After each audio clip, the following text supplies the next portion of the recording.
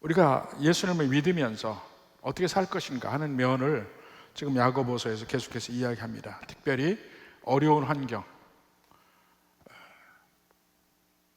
삶에서 계속적인 도전을 받고 이런 환경 속에서 우리는 어떻게 살 것인가.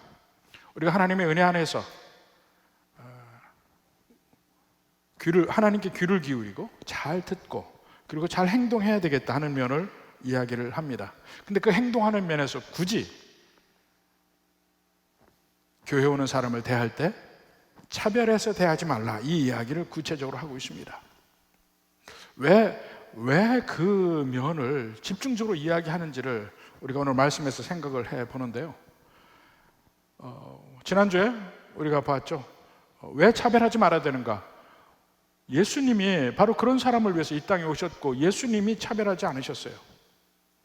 그리고 또 다른 면은 일반 상식적으로도 생각을 하면 힘센 사람, 힘 있는 사람은 나를 괴롭힐 사람이지 오히려 그 사람들이 더 잘한다는 것이 이해가 되지 않는다, 이런 얘기를 했습니다. 자, 그 행동의 면에서 그 차별하지 말라는 면을 좀 더 구체적으로 이야기하는데 오늘은 바로 그런 면에서 그 차별함이 하나님의 뜻, 율법으로 나타난 하나님의 뜻과 어떤 관계가 있는지를 한번 보려고 합니다. 오늘 8절부터 봤는데요. 자, 8절부터 11절까지 보면 우리 하나님의 법을 지키지 않을 때 그것이 어떤 의미를 가지는가.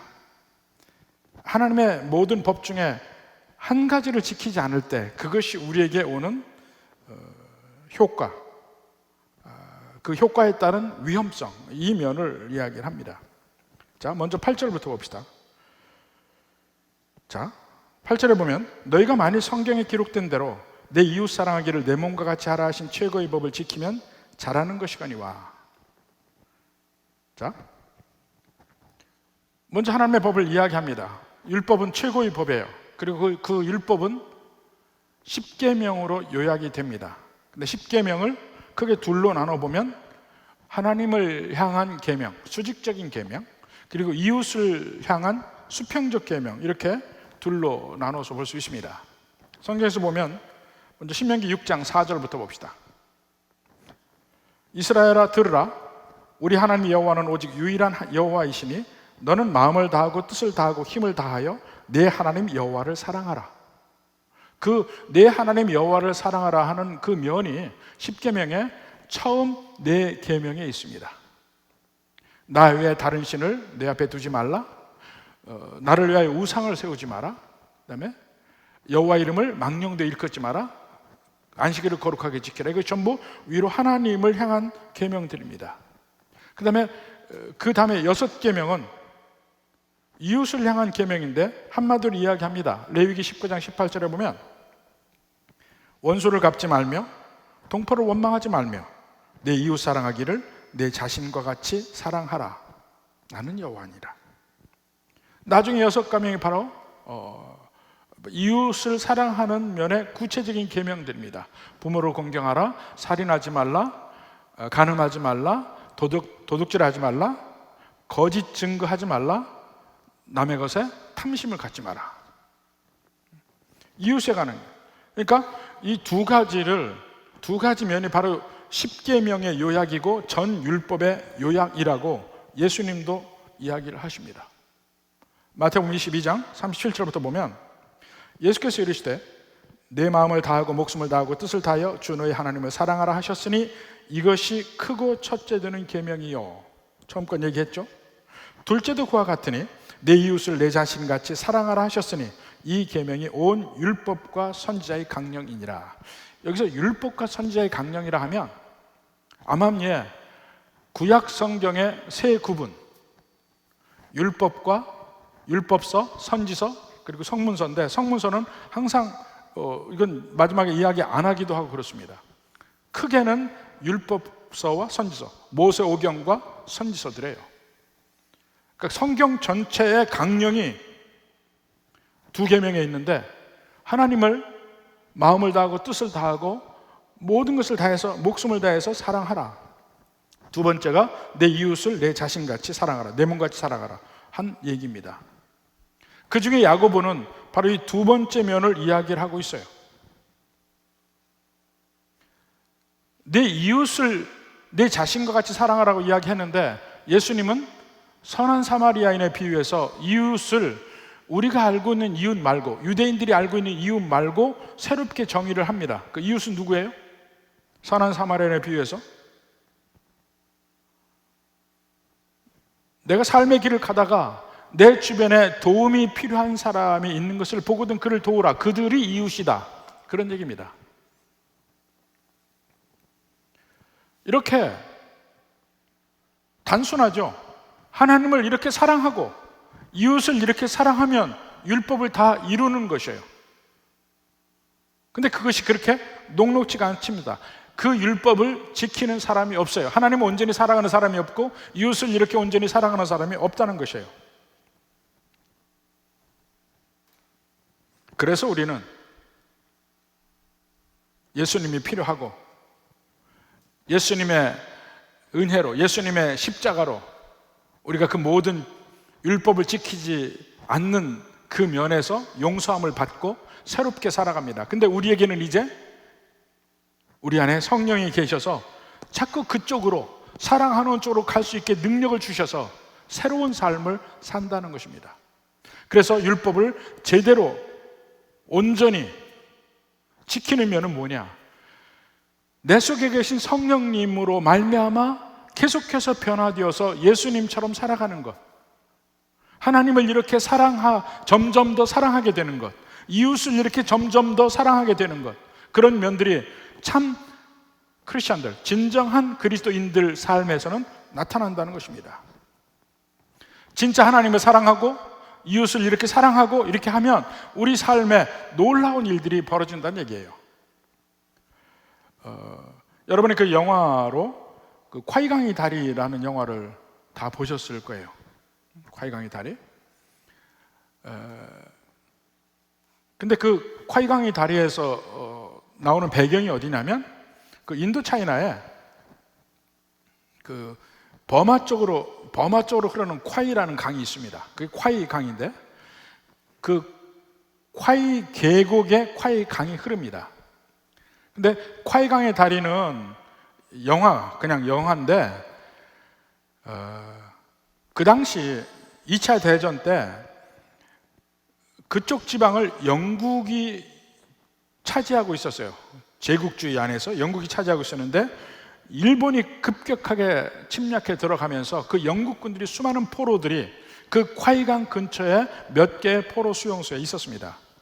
그것을 배경으로 한 영화인데 그 영화 말고 실제 그곳에서의 삶을 쓴 자전적 소설이 있습니다. 그 영국 사람 어니스트 고든이라는 사람이 쓴 건데 Through the Valley of the Kwai라는 그 책이 있어요. 어니스트 고든이라는 사람이 영국 군인으로 거기에 근무하다가 포로로 잡혀서 3년 반 동안 혹독한 포로 생활을 했던 그 경험을 쓴 것입니다. 근데 거기서 보면 2차 대전 때 그 일본 군인들이 그 영국군, 또 호주군도 일부 있고 그 포로들에게 얼마나 잔인하게 했는지를 다 볼 수가 있습니다. 그 안에서 포로들이 배고픔과 질병과 폭력과 절망과 고통, 죽음 계속해서 겪게 됩니다. 그 일본군이 잔인하게 이룰 수가 없어요.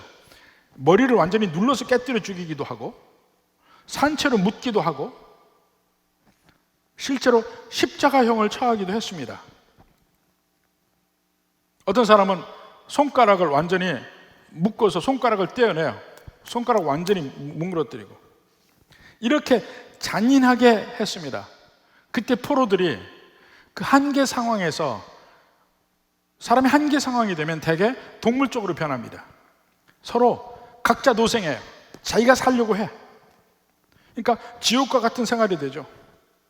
옆에 환자가 있어도 쳐다도 안 봅니다. 죽어가는 사람 내버려 둬요.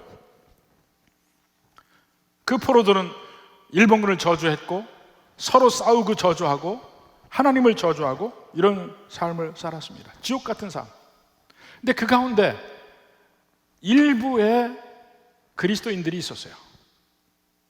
그 어니스트 고든이란 그 저자가 거의 아파서 병에 걸려서 죽을 지경까지 갔는데 2명의 크리스찬들이 그를 도왔습니다. 거의 죽었다고 했어요. 한 사람은 밀러라는 사람이고 한 사람은 무어라는 이 두 사람이 적극적으로 붙어서 이 어니스트 고든을 살려냈습니다. 그리고 이 두 사람뿐만 아니고 몇몇 크리스찬들이 있었는데 이 사람들이 그 지옥 같은 캠프 속에서, 수용소 속에서 헌신적으로 살았어요. 자기도 먹기도 정말 부족한 식량들을 나눠주는 겁니다. 그래서 그들 중에 자꾸 자기들이 먹어도 부족한데 자꾸 다른 환자나 이 사람들에게 나눠주다 보니까 실제로 그리스도인 중에 굶어 죽는 사람도 생기고, 누가 총살당할 위기에 있으니까 자기가 하지도 않은 죄를 자기가 했다고 하고 대신 총살 맞는 사람도 생겼어요. 그리스도인 중에. 그러면서 그 수용소의 분위기가 바뀌어가기 시작해요. 그리스도인들이 환자를 돌보고, 자기 몸도 가누기 힘든 때예요. 근데 환자를 돌보고 이러면서 전체 분위기가, 수용소 분위기가 바뀌기 시작합니다. 수많은 사람들이 예수님을 믿기 시작하고 예배가 생기고, 그들이 기도할 때 자기들을 그렇게 괴롭히는 일본군들을 위해서 기도하기 시작해요. 결국 어니스트 고든은 나중에 수용소 생활에서 이제 벗어나게 됐고 했는데, 나중에 들은 얘기는 그 자기를 도왔던 그 밀러라는 사람은 종전되기 2주 전에 일본군들에게 십자가의 형으로 죽었다는 소식까지 들었어요. 종전할 때 이제는 완전히 그 주객이 전도되지 않습니까? 일본군들이 이제 죽임을 당할 직전에 있을 때 그 크리스찬 포로들이 그들을 지켜줘요. 자기를 잔인하게 괴롭혔던 그들을 지켜줘. 유명한 사건입니다.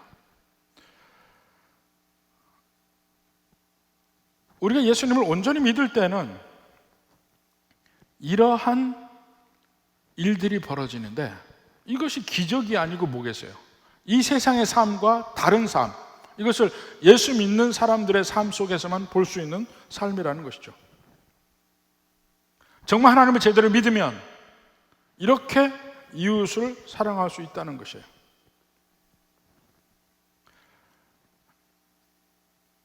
그 면이 내 이웃 사랑을 내 몸과 잘 하신 최고의 법을 지키면 잘하는 것이다. 근데 이 면과 차별하는 것과는 무슨 관계가 있는가? 자, 9절에 봅시다. 만일 너희가 사람을 차별하여 대하면, 정반대의 일입니다. 사람을 차별하여 대하면 죄를 짓는 것이니 율법이 너희를 범법자로 정죄하리라. 예수 믿으면 당연히 이렇게 변화되어야 되는데, 그렇지 않고 교회에서도 차별을 하는 것을 야고보가 눈으로 본 거예요.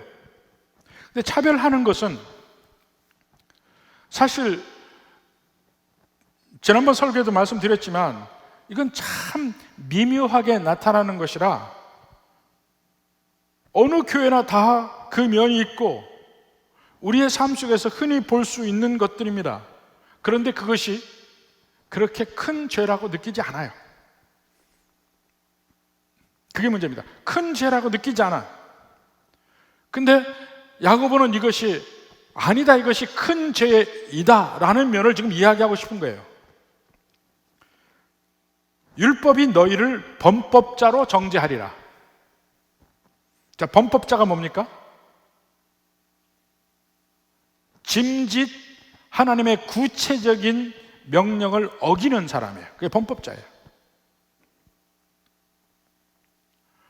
자, 우리는 그냥 죄인이다가 범법자가 되는 것은 하나님의 구체적인 명령이 있을 때 범법자가 됩니다. 그 범법을 할 때 우리가 사형을 당하는 것입니다. 그러니까 에덴 동산에서 아담에게 동산 중앙에 있는 선악을 알게 하는 나무의 실과는 먹지 말라. 먹는 날에 내가 정령 죽으리라. 이것이 하나님의 첫 번째 계명이에요. 그것을 안 지킬 때 죽음에 임하는 것이에요. 근데 그 안에서 우리도 안 지켰다는 거예요. 그리고 그 면이 출애굽 때 십계명과 율례로 나타납니다. 근데 사람을 차별해서 대하는 것은 하나님의 구체적인 법을 어기는 것이다. 그냥 인간관계에서 그 사람에게 매정하게, 모멸차게, 예의 없이 대하는 정도로 생각하면 안 된다는 거예요. 하나님의 사랑을 뒤집고 뒤엎어버리는 행위라는 거예요. 야고보 목사가 볼 때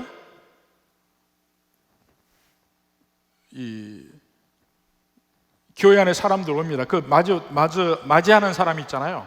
그 안내자들, 영어로 어셔라고 하는데, 이 안내자들이 오면서 사람을 구별하는 거예요. 금바지 낀 사람이 오면 이게 좋은 자리에 앉으십시오. 가난한 사람이 오면 그쪽 옆에 앉으라. 이걸 본 겁니다. 근데 그것은 하나님 나라의 모양도 아니고, 그리고 그렇게 하면서도 그것이 큰 죄인지 모르는데 얼마나 그 중대한 죄인지 알아야 된다는 겁니다. 자, 미묘하게 그게 교회 안에 나타나요. 나타나는데 그건 다 우리 마음속 밑으로 깔아서 설마 이것을 누가 보겠냐, 이것을 누가 알겠냐 이렇게 산단 말입니다. 그런데 인간은 못 볼지 몰라도 하나님은 보신다는 거예요.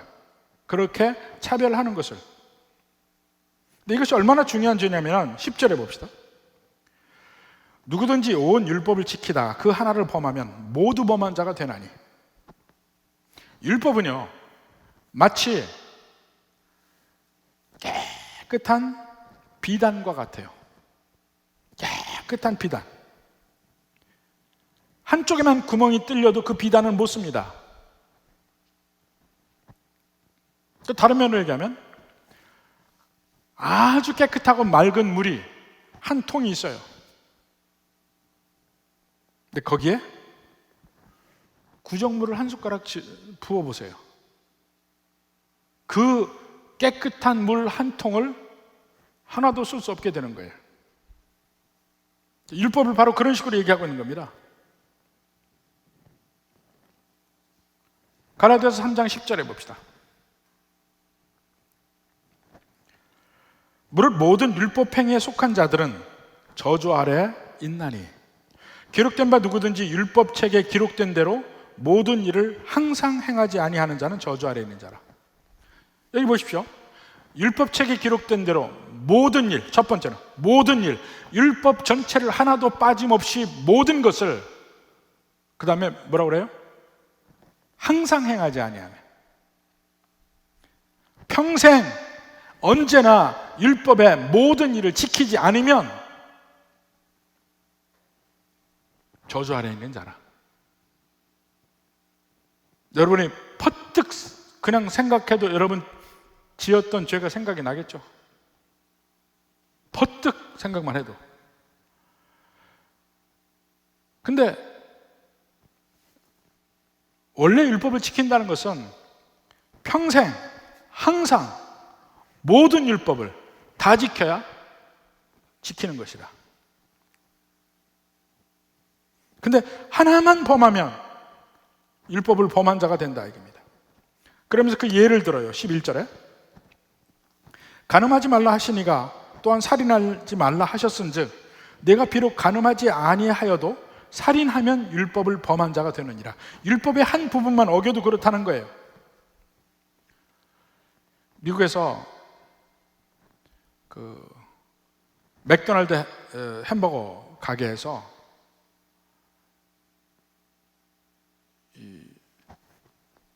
한 사람이 그 드라이브인이라고 하죠. 드라이브인에서 누가 가방 속에다가 큰 돈을 놓고 갔어요. 그런데 그 드라이브로 왔던 한 부부가 보고 그것을 주인을 찾아줍니다. 그러니까 경찰이 와서 야, 우리 미국에서 당신 같은 사람이 없다고 하고 인적사항을 묻고 막 이렇게 하면서 이제 장한 시민상도 주고 막 이렇게 하겠다고 하니까 이 사람이 막 손사래를 치며 절대로 그러지 말라 그러는 거예요. 그러니까 왜냐 그러니까 내 옆에 있는 사람이 내 부인이 아니라고 그래. 한 가지는 좋은 일 했는데 다른 면에 문제가 있는 거야. 이런 묘한 상황이 우리의 삶에서 얼마든지 벌어집니다. 우리 각자의 성향에 따라서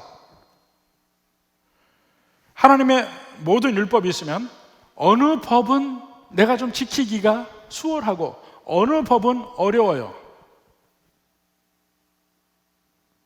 누구는 돈에 약하고 누구는 명예에 약해. 그 약한 부분들이 있어요. 근데 대개 자기의 강한 부분만을 생각해서 정신승리합니다. 요즘에 제가 듣고 배운 말이 그거예요. 정신승리. 정신승리는 뭐냐면 사실을 보려고 하지 않고 좋은 면만 따서 내가 속으로 내가 이겼다 생각하는 게 정신승리야. 내가 잘한 면 그것만 생각을 하고 나는 그래도 괜찮은 사람이라 하고 스스로를 세뇌하는 것, 이게 정신승리예요. 우리는 대부분 그 일을 합니다. 나는 그래도 이런 면은 잘해. 근데 여기서 지금 얘기하는 건 뭡니까? 그러면 내 약한 부분은 뭐냐? 내 약한 부분은 뭐냐 이거예요. 그 부분에서 죄를 지었으면 너는 죄인이야.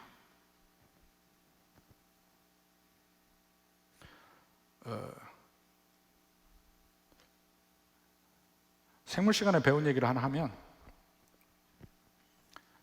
마치 우리 몸의 건강함의 정도는 어디에 달려있냐면 왜 통을 만들 때 이 나무 쪽을 연결해서 통을 만드는 게 있잖아요. 그 나무에 여러 쪽을 연결해서 통을 만드는데 그 나무 통에 들어가는 물의 수위는 뭐가 결정하냐면 아무리 나무들이 다 길어도 그 중에 제일 짧은 나무가 결정합니다. 생물에 그게 나와요. 저는 재수까지 해서 생물을 2년이나 했기 때문에 지금도 기억해요. 이게 무슨 법칙인데 그 법칙 이름이 이러세요. 이게 우리 몸에 필요한 영양소들이 아무리 다른 게 많이 있어도 그 중에 한 가지 제일 약한 영양소에 따라서 우리 몸의 건강의 수준이 결정이다. 우리의 죄인됨도 마찬가지다 이겁니다. 다른 게 아무리 하나님의 말씀을 잘 지켜도 한 가지 범법을 했으면 그냥 범법자야. 그것으로 나의 수준이 결정되는 거예요. 거짓말을 한 번만 해도 거짓말쟁이가 되고 평생에 한 번 훔쳤어도 도둑놈이 되고 율법을 한 번만 어긴 사람, 율법을 어긴 죄인이라는 거예요. 가장 대표적인 예가 어디에 있습니까? 에덴 동산에서 있었어요. 아담이 다른 면에서 죄를 지었다는 말은 나오지도 않습니다. 오직 하나님의 한 가지 법, 그리고 한 번 선악과를 따먹은 거예요. 근데 그것으로 그는 사형을 당합니다. 여기서 그 죄의 깊이를 우리가 알지 못하면 차별하지 말라 이 말의 강도를 우리가 느낄 수가 없습니다. 아무리 한 부분에서 하나님의 법을 잘 지킨다 하더라도 환경이 바뀌면 또 바뀐다니까요.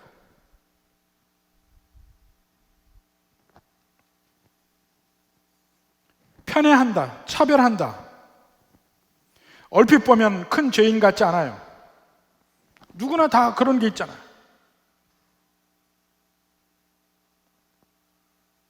서양은 개인주의지만 이 동양적인 것은 공동체에 강합니다. 근데 그 공동체, 우리와 저들을 구분하는 공동체의 단위가 민족마다 조금씩 달라요. 일본 같은 경우는 그 우리라는 개념의 단어가 그 무라라는 개념으로 설명할 수 있습니다. 무라라는 게 촌이란 말인데, 촌. 한 촌이 하나의 공동체로 강하게 묶여 있어요. 이 촌에, 이 마을의 안녕을 위해서는 내가 희생돼도 되고 내 가족이 희생돼도 돼. 이게 강하게 묶입니다. 어디든지 지금도 그 개념이 계속 가고 있어요. 이것이 현재의 일본의 발전을 막고 있는 중요한 정신적 개념입니다. 자기들끼리 똘똘 뭉쳐서 여기에서 벗어나는 사람은 가만두지 않아요. 이것이 왕따이고 이지매야. 어디든지 나타나거든. 우리나라는 좀 달라요. 우리나라는 그렇게 공동체적으로 우리라는 개념이 아니고 가족 단위로 갑니다. 가족. 내 가족이 어디까지인가 거길 보고 그 안에와 밖을 나눕니다. 그래서 차별해요. 지금 그 우리와 저들의 개념이 이제는 우리나라도 국가적 차원에서 그것이 되고 있어요. 옳고 그름이 아니고 우리 편이냐 저 편이냐 거기에 따라서 나눠지고 있어요. 이 차별은 내가 죄인이라는 것, 내가 내 영혼이 비뚤어졌다는 것을 보여주는 것입니다. 그래서 이 차별하는 것이 다른 모든 죄, 살인이나 간음과 같은 레벨로 성경은 보고 있어요. 자, 예레미야 7장 6절부터 봅시다. 이방인과 고아와 과부를 압제하지 아니하며 무죄한 자의 피를 이곳에서 흘리지 아니하며 다른 신들 뒤를 따라 화를 자초하지 않으면. 그러니까 이방인과 고아와 과부, 이것이 사회적 약자입니다. 그 사회적 약자를 압제하지 않는다. 이것은 그들을 차별하지 않는다는 면이죠. 그것과 무고한 자의 피를 흘리지 않는다, 살인한다는 얘기예요. 그것이 같은 레벨에서 이야기되고 있다니까요. 또 예레미야 22장 3절에 보면 똑같은 말이에요. 거기에도 보면 여호와께서 이와 같이 말씀하시던 너희가 정의와 공의를 행하여 탈취당한 자의 압박하는 자의 손에서 건지고 이방인과 고아와 과부를 압제하거나 학대하지 말며, 그들을 차별하는 것이죠. 이곳에서 무죄한 피를 흘리지 말라. 이거 살인하는 것이죠. 이것이 같은 레벨에서 이야기되고 있어요. 같은 강도의 죄라는 거예요. 우리는 살인은 엄청난 죄로 알고 이렇게 차별하는 것은 그냥 사회에 있는 일, 그게 아닙니다. 왜 이렇게 이야기를 할까요? 신약도 마찬가지. 하나 봅시다. 요한일서 3장 15절. 그 형제를 미워하는 자마다 살인하는 자니,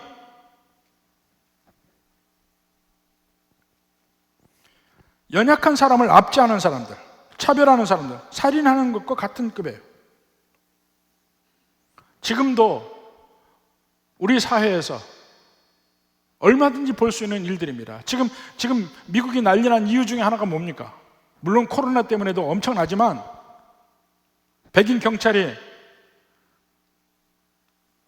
흑인 남자를 무릎으로 목을 눌러서 8분 이상 눌러서 그 사람을 숨지게 한 사건 때문에 그런 거 아니에요. 또 검문을 했는데 반항하고 도주한 사람 총사 죽였어요. 그가 백인이었다면 그렇게 총 맞아 죽진 않았을 거야. 흑인이니까 그래요. 그런 일들이 비일비재하게 벌어집니다. 그럼 우리나라도 마찬가지예요. 우리나라도 이방인에 대해서, 외국인에 대해서 무시하고 이런 일들은 끊임없이 일어납니다. 우리 속에 암암리에 뭐가 있냐면, 저 좀 가난한 나라 사람은 머리도 안 좋다 이렇게 생각을 해요. 가난한 나라 사람은 아주 저 파푸아 뉴기니아나 아프리카에 아주 그 밀림 속에 사는 그 종족들은 머리가 나쁠 거라고 생각해요. 근데 곳곳에서 그렇지 않다는 것이 밝혀졌습니다. 한 번은요, 아프리카의 가장 오지에 가서 그 부족들끼리만 평생을 사는 그곳에 가서 여러 가지를 물어봤어요. 근데 뭘 물어봤냐면, 기부에 대해서 어떻게 생각하십니까? 그 물어봤어요. 기부, 도네이션에 대해서 어떻게 생각합니까? 그런 사회에서는 기부라는 개념조차 없을 것 같아요. 근데 거기 있는 남자가 뭐라 했냐면, 기부는 직접 줘야 된다. 한두 달에 걸쳐서 주면 떼먹는다 그러더래요. 가장 미개하다고 생각하는 사람들조차도 우리가 가질 수 있는, 문명화된 사람들이 가질 수 있는 개념 다 가지고 있는 거예요.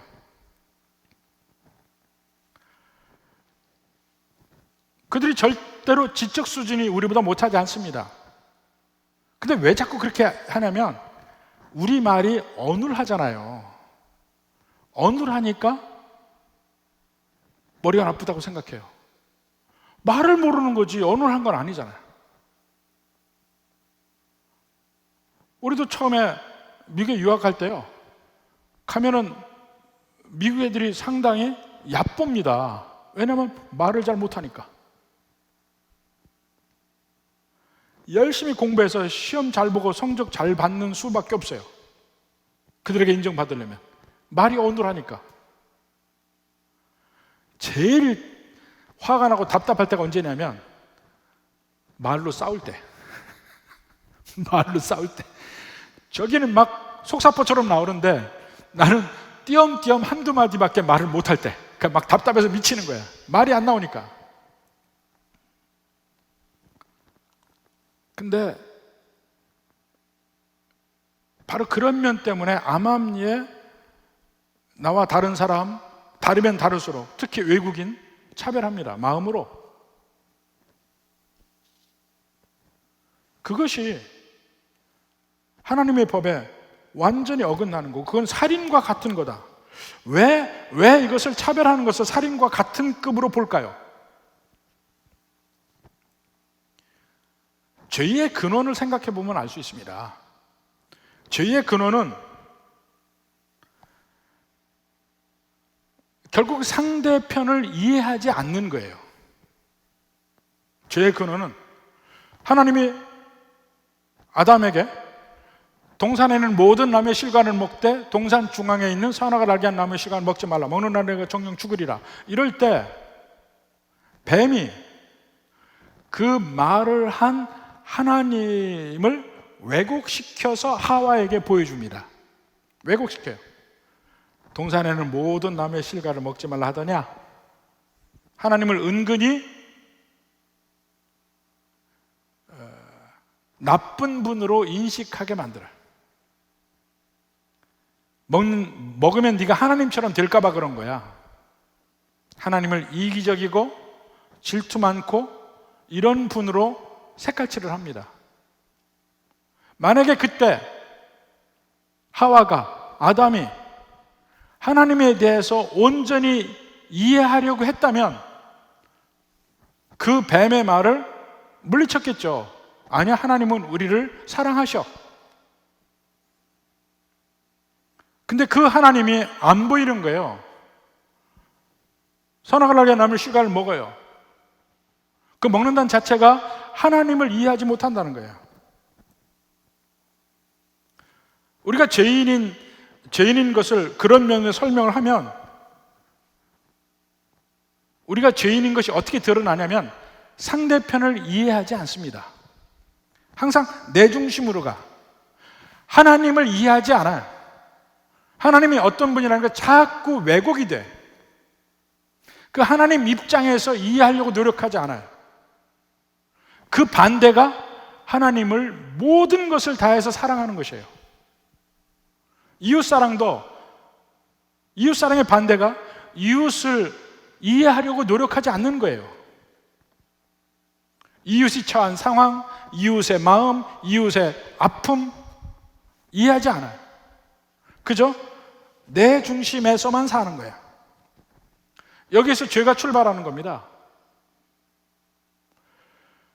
내 중심의 삶, 이기적인 삶, 상대편을 전혀 이해하지 않는 삶, 거기에서 살인이 나오고, 거기에서 모든 죄가 나오고, 거기에서 차별도 나오는 거예요. 같은 죄적 동기에서 차별도 나오는 거예요. 상대편을 이해하지 않아요.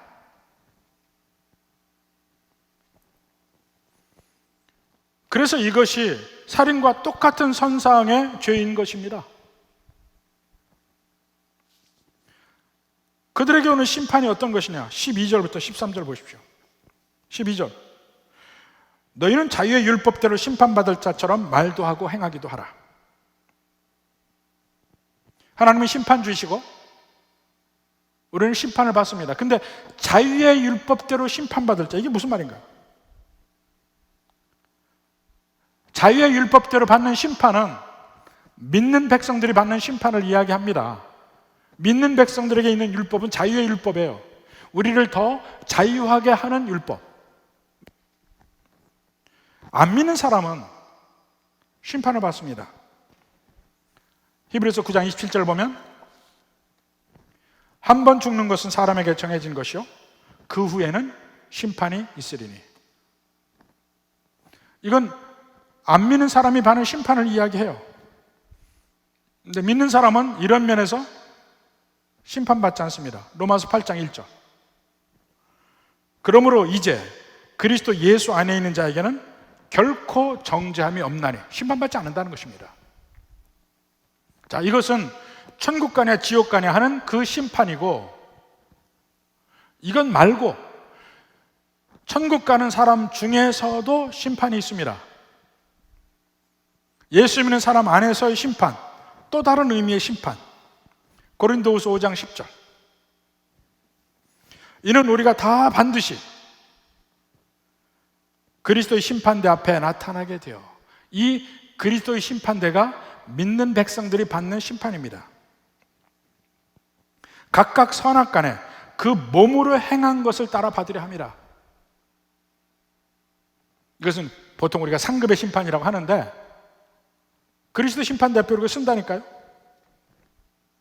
이면을 또 다른 곳에서 고린도전서 3장 13절부터 봅니다. 같은 얘기를 해요. 13절로 15절까지 봅시다. 각 사람이 공적이 나타날 터인데, 우리가 살아가면서 우리 믿음 생활을 마치 집을 짓는 것처럼 표현을 했습니다. 누구는 금으로, 은으로, 보석으로 짓고, 누구는 나무나 풀로 짓고. 근데 불이 한 번 지나가면 나무나 풀로 지은 건 다 없어지고 남는 것은 금이나 은이다. 자, 각 사람의 공적이 나타날 터인데 그날이 공적을 밝히리니 이는 불로 나타내고 그 불이 각 사람의 공적이 어떠한 것을 시험할 것입니다. 이것이 그리스도의 심판대예요.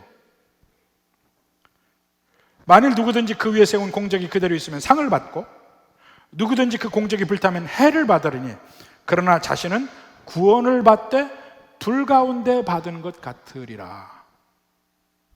이게 믿는 백성들이 받는 그리스도의 심판입니다. 그러니까 두 종류의 심판이니까 이것을 혼동하지는 말라 이겁니다. 바로 이 두 번째 심판에 대한 이야기예요. 자유의 율법대로 심판받을 자처럼 말도 하고 행하기도 하라. 이게 현재 진행형이에요. 말하는 것도 한 번의 말이 아닙니다. 계속해서 우리가 말할 때 항상 마지막에 올 그리스도 심판대로 생각하라 이겁니다. 우리가 행동을 할 때 마지막에 올 그리스도 심판대로 생각하라 이겁니다.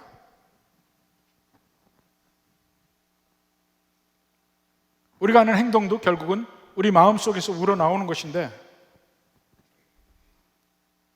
그래서 우리가 그런 면을 이야기할 때 부끄러운 구원이라고 이야기합니다. 다른 사람들은 영광의 면류관을 받을 때 나는 개털 모자 쓴다, 이런 말이 있잖아요. 우리는 서로 우리 마음속에 있는 건 모릅니다. 그러나 하나님은 아십니다. 13절의 마지막으로 경고하고 있습니다. 국률을 행하지 아니하는 자에게는 국률 없는 심판이 있다.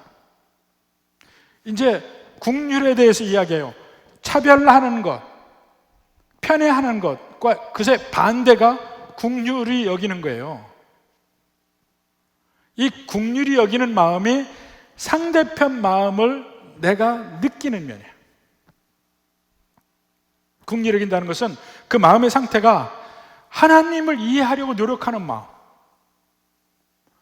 이웃을, 옆에 있는 사람을 이해하려고 노력하는 마음, 지금 괴로움에 처한 그 사람의 마음을, 그 사람의 처지와 환경을 이해하려고 노력하는 마음, 그것이 국률이 여기는 마음이에요. 그래서 성경에서 국률이 여긴다, 이것이 굉장히 중요한 말입니다. 왜냐하면 여기에서 이 국률이 여김이 모든 죄의 반대 개념이에요. 사실은 죄를 짓지 않는다, 바리새인들이 잘못 이해하는 것은 그 안에 국률의 개념이 없어요. 내가 이렇게 행동을 해서 하나님의 율법을 지키면 나는 천국 가는 사람이고 나는 다른 사람과 틀린 사람이다, 그 마음 속에는 국률함이 전혀 없어요. 근데 복음 속에는, 진정한 복음에는 국률함이 있어요. 이것이 우리가 바리새인을 벗어나는 유일한 방법입니다. 우리 마음속에 국률함이 있는가? 서로를 향한 국률이 여기는 마음이 있는가? 이 사랑을 좀 더 현실적으로 표현하는 거예요. 사랑하는가? 그렇게 얘기하지 맙시다. 저 사람을 내가 국률이 여기는가?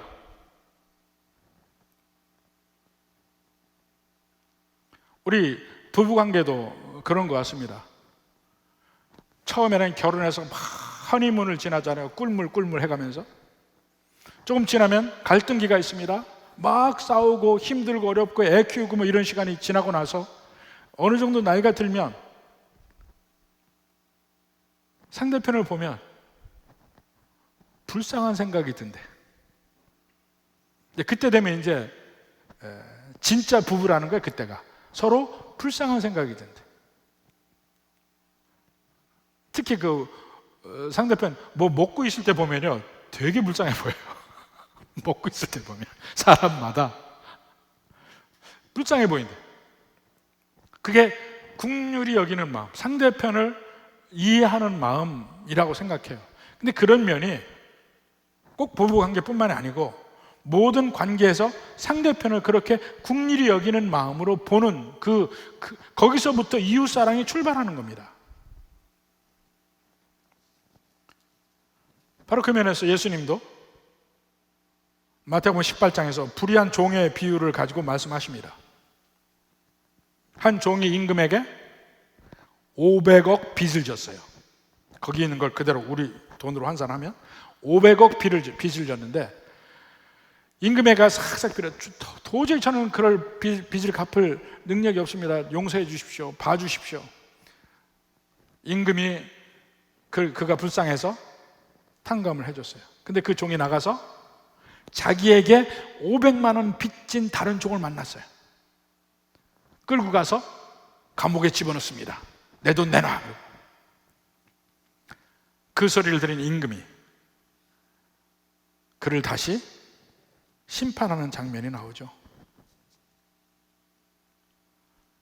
그러니까 우리가 십자가를 통해서 하나님의 용서를 받은 사람이면 그 하나님이 우리를 어떻게 긍휼히 여기시는가 하는 것을 느낀다면 당연히 다른 사람을 긍휼히 여기는 마음으로 바뀌어야 된다는 것이죠. 우리가 아직 죄적인 것의 특징이 뭐냐? 다른 사람을 이해하지 않는다는 거예요. 다른 사람의 마음을 이해하지 않아. 내 중심으로만 살아. 우리의 모든 분쟁과 죄악의 근원은 나만 생각하지 옆에 사람을 생각하지 않는데 그 근본이 있습니다. 옆에 사람은 죽든 말든 내가 원하는 건 갖겠다. 그것이 도둑질로, 살인으로, 간음으로 다 나타나는 거예요.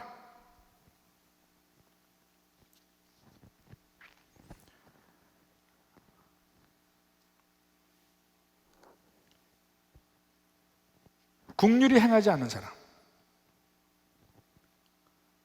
그 사람은 긍휼함을 진정으로는 받지 않은 사람이라고 해요. 하나님의 긍휼함을 느끼지 못한 사람은 남을 긍휼하게 여길 수도 없어요.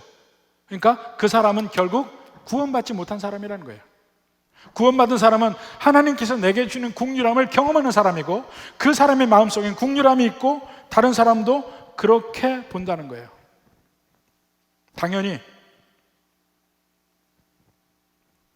그래서 예수님도 이야기합니다. 긍휼히 여기는 자는 복이 있나니 그들이 긍휼히 여김을 받을 것이며. 거꾸로 얘기한 거죠. 하나님의 긍휼하심을 경험한 사람은 다른 사람을 긍휼히 여기는 것으로 표현돼요. 그러면 마지막 심판날에 하나님의 긍휼하심을 받아서, 나는 죄인이지만 하나님의 긍휼하심을 받아서 천국 간다는 얘기예요. 차별하는 것은 마음에 긍휼함이 없다는 얘기예요. 우리가 아직도 여러 가지 죄를 짓는 것은 마음에 긍휼함이 없다는 얘기입니다. 상대편을 이해하지 않아. 내 이웃을 다 이해한다면 하지 못할 일들이 있어요. 그것이 율법에 나오는 것이죠. 그럼 세상적 의미의 차별이 있다. 거기에는 은혜가 없고 긍휼함이 없는 거예요. 돈이 많은 사람, 권세 있는 사람, 강한 사람, 많이 배운 사람, 이런 사람들만 득세하는 교회는 은혜가 없는 겁니다. 이 말을 하고 있는 사람이 누구예요? 야고보예요. 야고보. 야고보는 어떤 사람입니까? 야고보야말로 초대교회 금수저죠. 예수님 동생인데 그보다 더 특권층이 어디 있습니까? 그가 차별하지 말라. 차별하지 말자. 왜 소위 있는 사람이라고 더 좋은 대우를 받아야 되느냐? 마지막에 13절 후반부 보면 그 긍휼함이 심판을 이긴다고 얘기합니다. 긍휼은 심판을 이기고 자랑하느니라. 참된 신앙, 참된 믿음은요, 성경 율법에서 하지 마라, 하지 마라, 하지 마라, 그것을 지키는 것으로 끝나는 게 아닙니다. 마음속에 다른 사람을 어떻게 생각하고 대하느냐, 특히 연약한 사람을 어떻게 생각하고 대하느냐, 그걸 보면 그 사람이 진짜 믿는 사람인지 아닌지를 알 수 있다는 거예요. 두 가지 레벨에서 이야기합니다. 개인적인 레벨에서는 오늘 이 말씀을 다른 사람에게 대입하지 마십시오. 누가 그래, 누가 그래. 딴 데 손가락질 하지 말라 입니다. 그냥 내게 대입해서 생각을 해보자. 교회적인 면에서도 우리 이면은 언제나 생각해야 합니다. 교회 전체 분위기가 소위 돈이 많은 사람, 교육 많이 받은 사람, 권세가 있는 사람, 이런 사람들이 주로 이런 사람들만 대접받는 분위기인가? 이게 미묘하게 이루어질 수 있다니까요. 그러나 우리는 모를지라도 하나님은 보십니다. 좀 더 연약한 사람을 배려하고 그들의 입장을 생각하고 이렇게 할 수 있는 교회가 복음이 있는 교회, 은혜가 있는 교회라고 생각을 합니다. 과연 내가 그 사람의 마음과 그들의 아픔과 이것을 내가 함께 느껴주고 있는가? 이 면을 다시 한번 생각할 수 있는 시간들이 되기를 주님의 이름으로 축원합니다.